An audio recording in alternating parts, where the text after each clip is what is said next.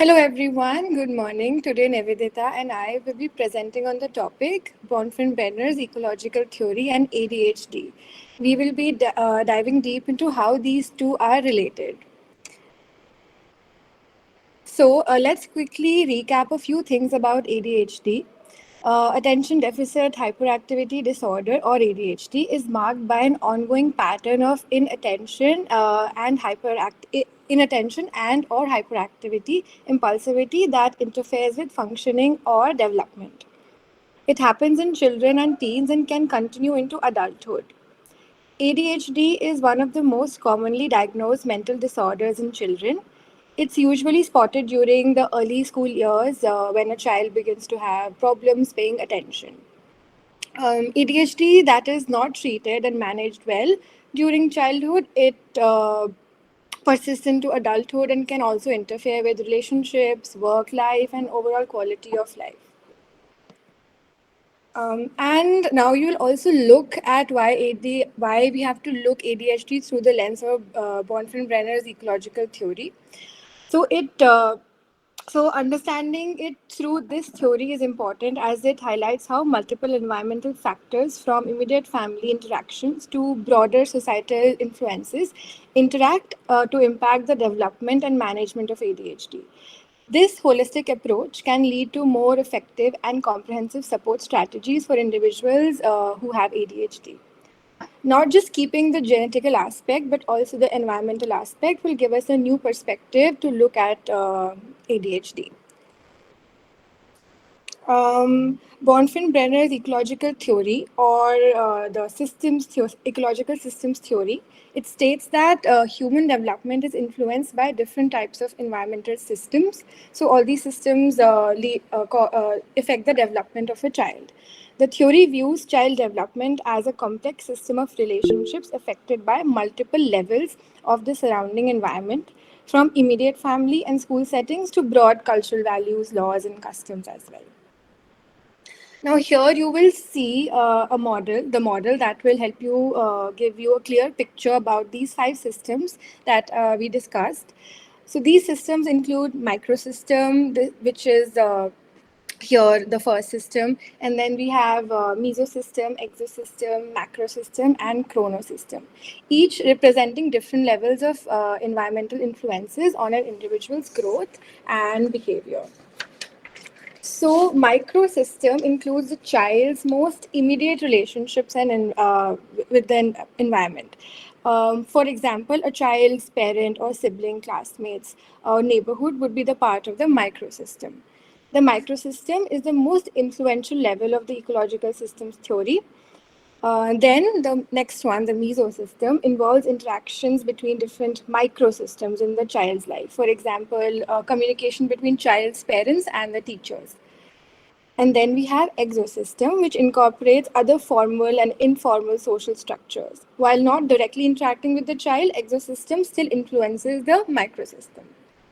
And the macrosystem focuses on how cultural elements affect a child's development, consisting of cultural ideologies, attitudes, social conditions that children have. And lastly, the chrono system relates to the shift and transitions over the child's lifetime. These environmental changes can be predicted, like starting school, or could also be unpredicted. For example, parental divorce or changing schools when it was not a plan, or relocating, and all these things.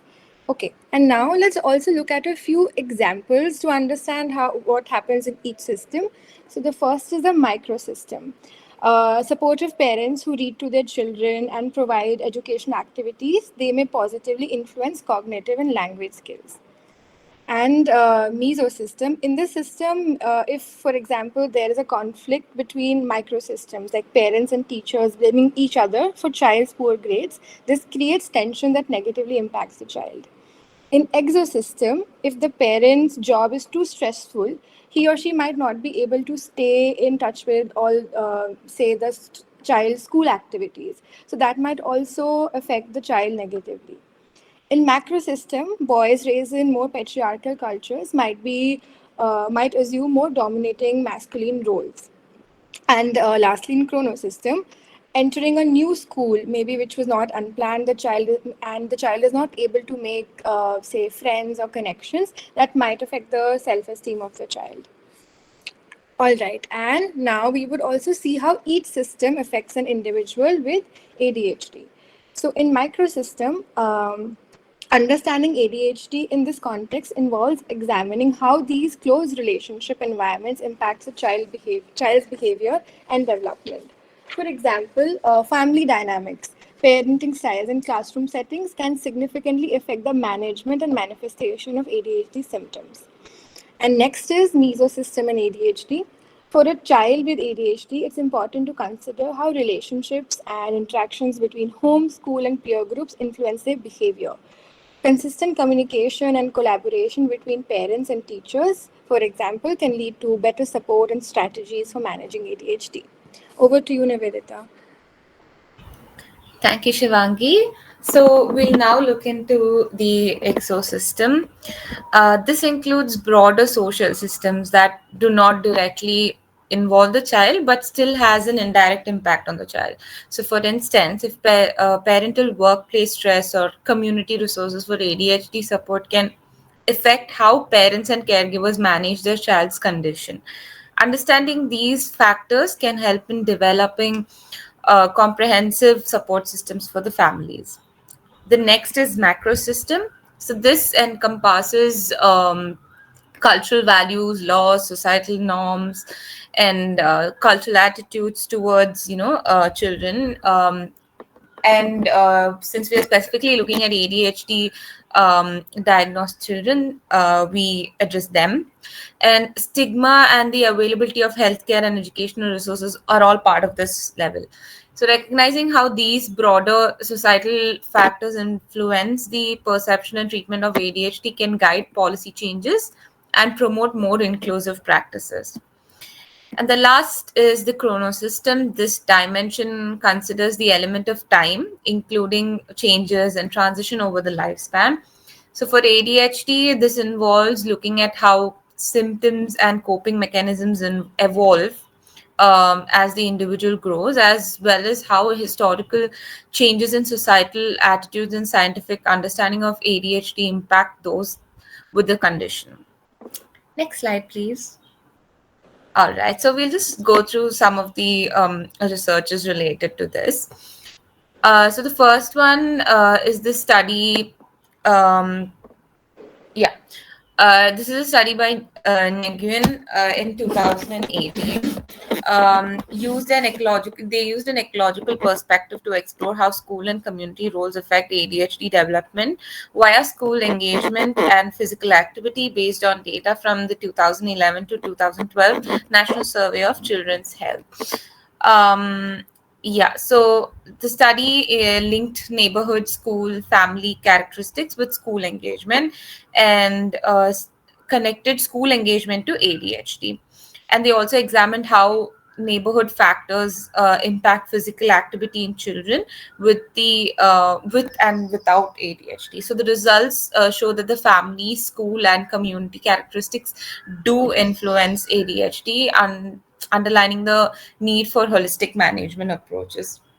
And the next one is Tudge, a research by Tudge and his colleagues in 2017, fellow researchers in 2017. So Tudge emphasizes the practical application of bioecological model in creating supportive early childhood education environments, which helps educators and policymakers, you know, um, bring in a multi-layer of influence on a child's development and to foster environment that supports positive proximal process. So what we mean by proximal process is the reciprocal interaction between an individual and their immediate environment. So the strategies include involving families in educational activities, creating strong homeschool connections, advocating for policies that support family and community engagement in early childhood. By understanding the complex interactions between the child and the environment, educators and policymakers, this can create a holistic and supportive educational setting, is what the research showed. Next slide, please. Thank you. And this is by this was a community this was a community research done, and the paper emphasizes the utility of Bronfenbrenner's theory of in understanding developmental disorders. So underlining the role of how various environmental systems, can contribute to it. And under these environmental systems, we'll be mainly talking about family dynamics, school environment, and peer interactions, community and societal influences. Now, examining how supportive families versus stressful family environments can impact disorders like ADHD. This highlights the role of parental involvement and family cohesion in managing developmental issues. And school environment, when you're talking about school environment and peer interactions, they discuss the role of educational settings and peer relationships in shaping developmental outcomes. So they emphasize on the need for inclusive and supportive school environment. When we talk about community and societal influences, they analyze the impact of community resources, social support networks, societal attitudes towards developmental disorders, and it also advocates for policies that provide comprehensive support systems for individuals with developmental disorder. So the practical implication of this is that the ecological systems theory provides a holistic framework for the understanding of human development, particularly in the context of developmental disorders.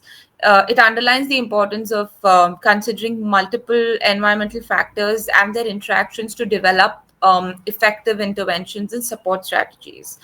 When we talk about educators and policymakers, this encourages the creation of inclusive and supportive educational policies. It also advocates for family involvement and community support in educational programs. Next slide, please. Thank you so much. So, we'll be talking about the application of this. So, by applying Bronfenbrenner's ecological theory, professionals can adopt a holistic approach to ADHD, recognizing that it is not solely an individual issue, but one that is deeply influenced by various interconnected environmental factors. This comprehensive perspective can lead to more effective interventions and support strategies, and that consider the child's entire ecosystem. Next slide, please. Thank you. And yeah, so the conclusion is that understanding this multi-layered impact on ADHD through Bronfenbrenner's theory is crucial, as it reveals how various environmental factors, from immediate family and school interactions to broader societal influences and historical changes, interact and shape the development and management of ADHD and other developmental disorders. And this holistic perspective enables more effective and comprehensive support strategies for individuals with ADHD. This is still a very new perspective, hence, there's a lot of scope for future studies over here. The next slide, we'll jump into a small quiz. So, which of the following systems in Bronfenbrenner's ecological theory represents the immediate environment affecting the individual directly? So option A, mesosystem, option B, exosystem, option C, microsystem, option D, macrosystem.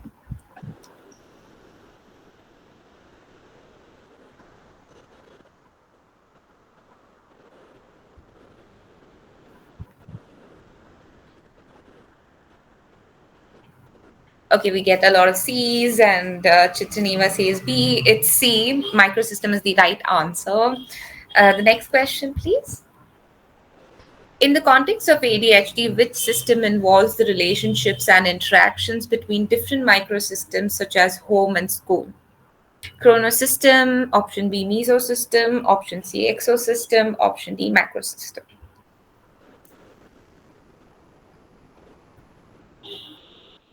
So, which system talks about the relationship and interaction between home and school?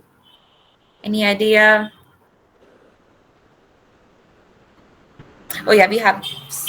No, nobody. Okay, we'll go to the answer. It's mesosystem.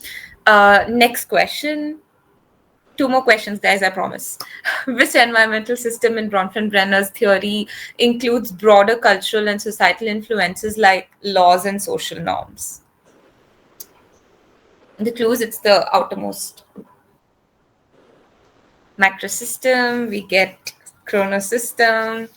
All right, it's macro system. That's right. Okay. Over to you, Shivangi. Okay, I won't be able to see the chat box. Would you be able to finish Yes, your yes, question? yes. I can. Thank I you. can.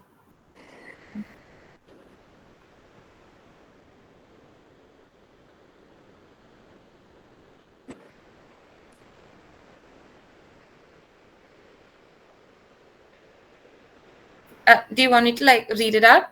Oh, yeah. All right.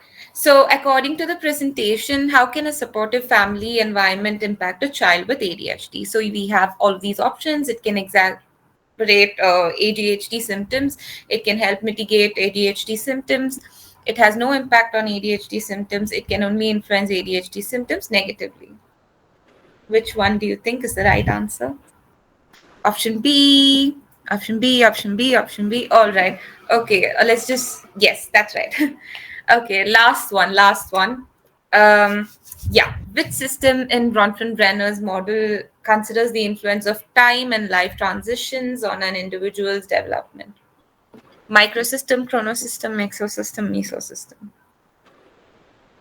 Chronosystem. Right.